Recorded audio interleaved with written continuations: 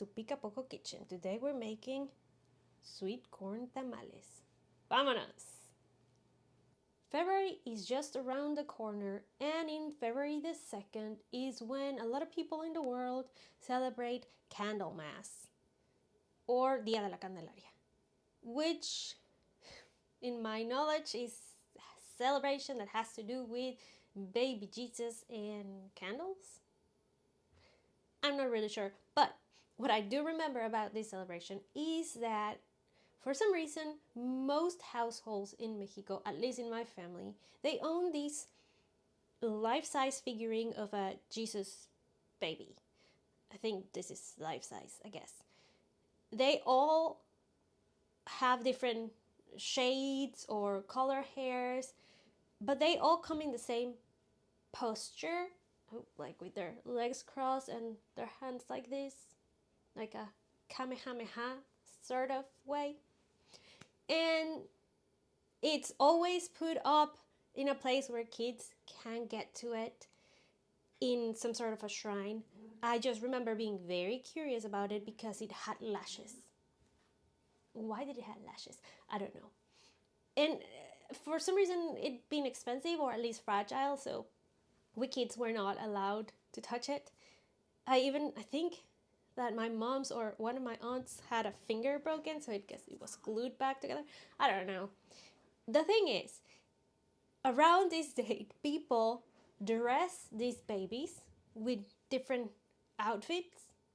And when I say different outfits, it's wild. I mean, we Mexicans go wild. So some people do traditional outfits, some people do just baby sort of outfits, some people do like if the family is a mechanic family, maybe they'll dress the baby as a mechanic or things like that.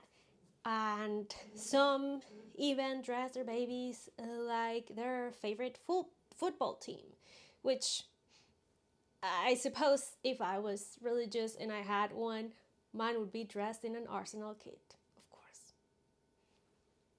It doesn't matter. The thing is that after this thing, they will take these babies to mass. It was a special mass where they would get wet. And, they bring it back home. And then, of course, like Mexicans do, we gather again to eat. And what do we eat, you ask? Tamales. Because it was a promise made on the December the 6th when we cut the rosca and somebody got the little baby figurines, and those people either would chip in to buy the tamales or make them.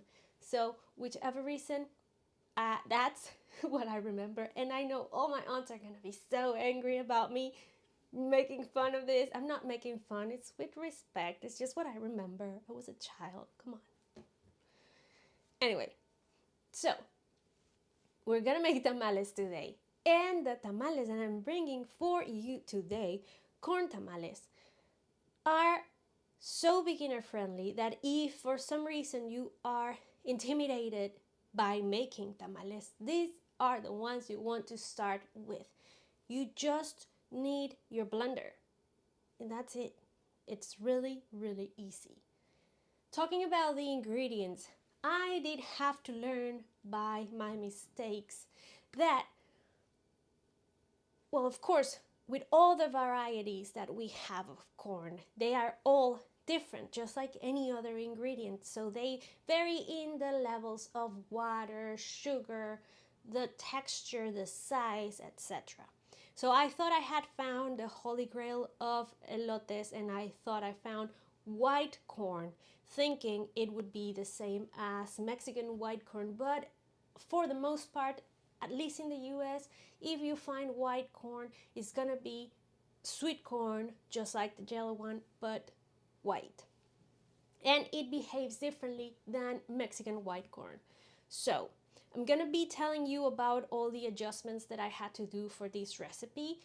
Especially, or the most important one, is that I do had to add some Masa Harina to my mix, because for the traditional Mexican ones, if you guys actually have access to white Mexican corn, you don't need to add any flour because it's denser, it has less content of water, so it makes a better dough by itself. But I will fill you up with all the details later on in the video. For now, let me just tell you that these sweet tamales are delicious and, like I said before, very, very easy to make.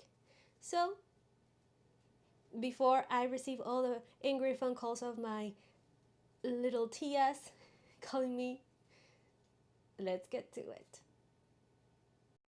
So this is the white sweet corn that I can buy in my international store. It looks similar to the Mexican white corn, but it is smaller. It looks, feels, and is the exact same size as the yellow sweet corn. Unfortunately for me, it already comes without the husk and it just has a few, I guess, for show. And these are as many as I could get, which is unfortunate because these tamales are traditionally made with this fresh corn husk, just like this. So if you are fortunate enough to get your corn with the husk, that would be ideal because then you'll use the same husks to make your tamales. So I will be using my regular dry corn husks that I always use, which is totally fine. Don't worry if your corn doesn't have it just as mine. And to make your life easier and cut the kernels out of your cob, get yourself one of these round cake molds and tuck in either side of your corn for stability, and then just cut along the corn carefully.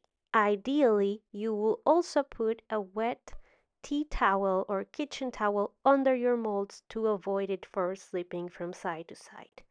So go all around your corn. The mold also helps keep all the corn kernels inside. Some might go jump out of your pan, but that's all right. Just go all around and make sure to get every little piece of it. Don't worry if some are cut not whole and you cut them half, that's just fine because we're going to blend everything anyway. So carefully go around and do this with all of the rest of your corns. Something else that I want you to know is that it doesn't matter if you can't find white corn. This will just change the look of your tamal. You can absolutely use yellow corn. In fact, you could use frozen corn or even canned corn. Just make sure to wash it and drain it really well before using it. And this is how much I got out of my 6 corns, so now let's set it aside. Before moving our ingredients to the blender, we're gonna melt our fat.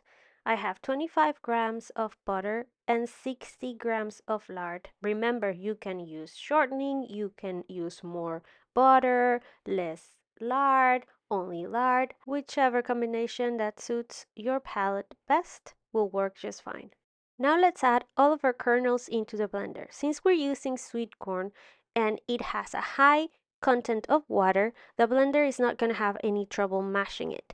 If you were to use Mexican corn, then add max of 2 tablespoons of the milk of your choice to help the blender. Let's add the rest of the ingredients, and those are half a cup of sugar, 1 teaspoon of salt, 2 teaspoons of baking powder, 1 teaspoon of baking soda, and once your lard and butter have come to room temp, we're going to add that as well and proceed to blend the mixture. So when making the dough, that's where you will notice the main difference between the Mexican white corn and the sweet white corn. Because of the amount of water, the sweet white corn will require the addition of masa. I'm using 1 cup of masa, but you can go up to 1.5 cups. It depends on how thick you want your masa to be. If you are lucky and you have Mexican white corn, you will notice that you really don't need any addition of masa. because it will be dense enough that it will shape into a tamal by itself. With our masa ready, it's time to start assembling the tamales. Here I have my corn husks, the regular dry corn husks that I washed and then let soak in hot water, then dried, and now I'm using. You would do the same even if you're using the fresh corn husks.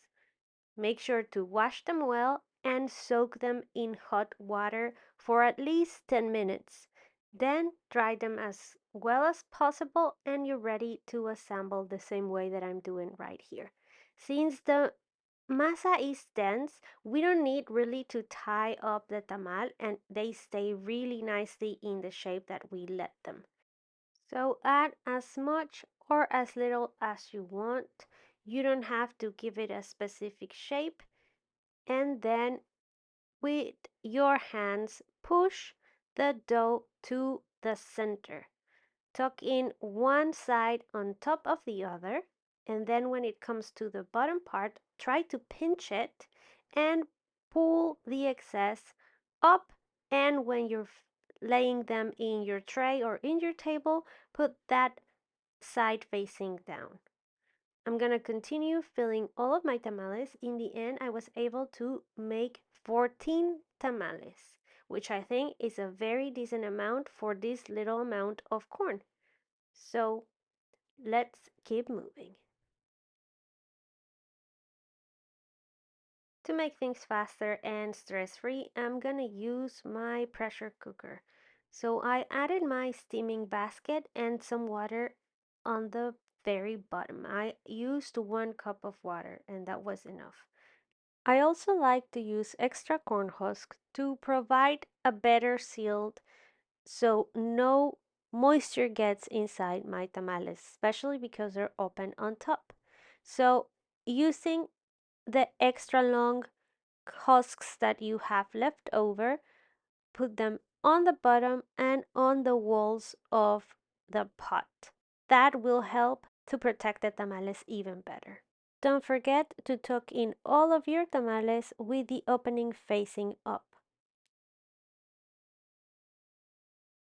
And you've seen me done this before. I also use some husks to build like a roof on top of my tamales.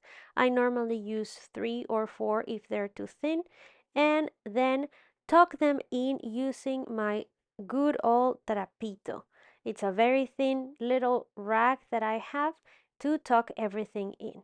Once that's done, I'm ready to cook them under pressure for 45 minutes. But if you're doing it in the stove, then leave them be for 1 hour. And I've never shown you this, but I think it might be useful. Since you're gonna buy the husks and you're gonna have leftover, this is what I like to do.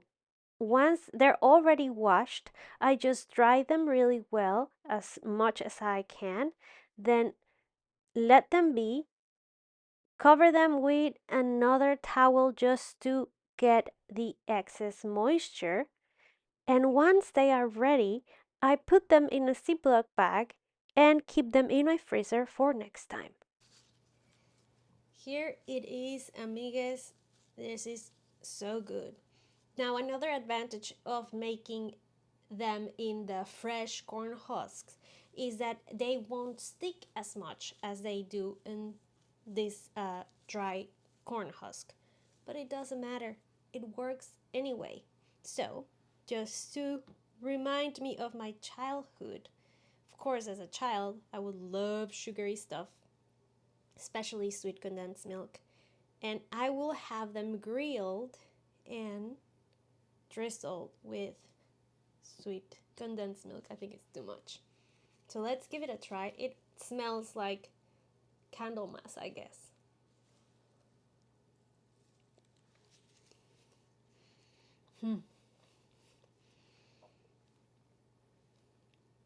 So good.